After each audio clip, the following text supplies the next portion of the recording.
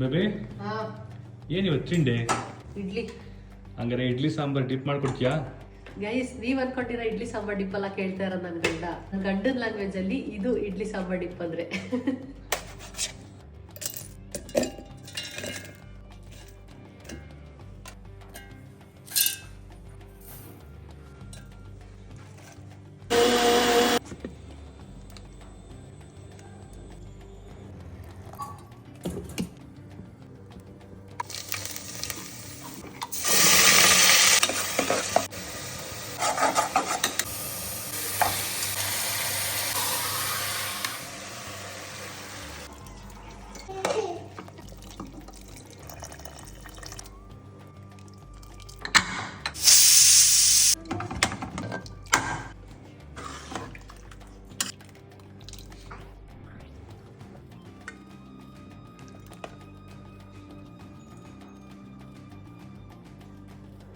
ತಗೊಳಪ್ಪ ನಿನ್ನ ಇಡ್ಲಿ ಸಾಂಬಾರ್ ಡಿಪ್ಪು.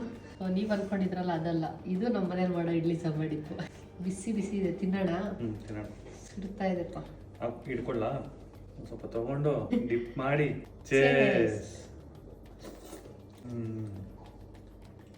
ಸಕ್ಕತ್ತಾಗಿದೆ ಮಾತ್ರ.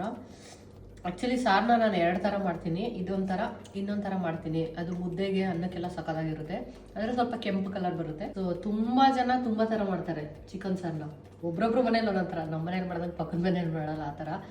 ನಿಮ್ಮ ಮನೇಲಿ ಯಾವ ಥರ ಮಾಡ್ತೀರಾ ಗೊತ್ತಿಲ್ಲ. ಒಂದ್ಸತಿ ಈ ಥರ ಟ್ರೈ ಮಾಡಿ ನೋಡಿ. ಇಡ್ಲಿ ದೋಸೆಗೆಲ್ಲ ಸೂಪರ್ ಆಗಿರುತ್ತೆ ಕಾಂಬಿನೇಷನು. ಚಿಕನ್ ಅಷ್ಟೇ ಚೆನ್ನಾಗಿ ಬಂದಿದೆಲ್ಲ. ಹೌದು, ಈ ಥರ ಒಳ್ಳೆ ಚಿಕನ್ ಸಾರು ಇದ್ರೆ ನೆಕ್ಸ್ಟ್ ಇಡ್ಲಿ ಬೇಕಾದ್ರೆ ತಿಂತಾನೆ ಇರ್ಬೋದು. ಈ ಥರ ಟ್ರೈ ಮಾಡಿ ನೋಡಿ, ನೀವು ಆಮೇಲೆ ಏನಾದ್ರು ತಿನ್ನಕ್ಕೆ ಶುರು ಮಾಡ್ತೀರಾ. ಆ್ಯಕ್ಚುಲಿ ನಾನು ಚಿಕನ್ ಲವರು, ನನ್ನ ಗಂಡ ಮಟನ್ ಲವರು. ಸೊ ನೀವು ಚಿಕನ್ ಲವರ ಮಟನ್ ಲವರ ಅಂತ ಹೇಳ್ಬಿಟ್ಟು ಕಮೆಂಟ್ ಮಾಡಿ ತಿಳಿಸಿ. ಸದ್ಯಕ್ಕೆ ಈ ವಿಡಿಯೋ ಇಷ್ಟ ಆಗಿದ್ರೆ ಲೈಕ್ ಮಾಡಿ, ಹಾಗೆ ನೀವು ಮಾಡ್ಕೊಳ್ಳಿ, ತಿನ್ಕೊಳ್ಳಿ, ಹಾಗೆ ನಮ್ಮ ಪೇಜ್ ಫಾಲೋ ಮಾಡ್ಕೊಳ್ಳಿ.